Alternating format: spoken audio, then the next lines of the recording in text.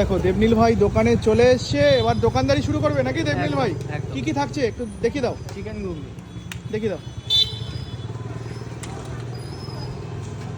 দেখো হাঁটতে পারে না ঠিকঠাক করে এই ভাইটা, তারপরেও কিন্তু সমস্ত বাধা বিঘ্নকে উপেক্ষা করে ভাই চিকেন ঘুগনি বিক্রি করছে। ভাই দাম কত? 10 টাকা। মাত্র 10 টাকা? হ্যাঁ। আচ্ছা, আমি আগে ভিডিওতে দেখেছিলাম তুমি আগে মাটন এই যে ঘুগনি বিক্রি chicken। করতে। বাহ, চিকেনের চাংসে পুরো ভরপুর। তৈরিটা করে দেয় কে? ঘুগনিটা মা করে দেয়। এই যে এইভাবে যে একা একা যে করছো, অসুবিধা হয় না কোনো? না দাদা, অসুবিধা হয় না, চেষ্টা করি করার। আচ্ছা, কতদিন থেকে করছো এটা? এইটা দাদা 1-2 মাস হয়ে গেল। 1-2 মাস ধরে এইভাবেই করছো?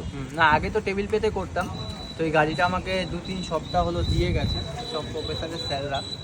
তো খুব ভালো লেগেছে গাড়িটা পেয়ে। দাদাও বলে গেছিলো যে তুই চাপ নিস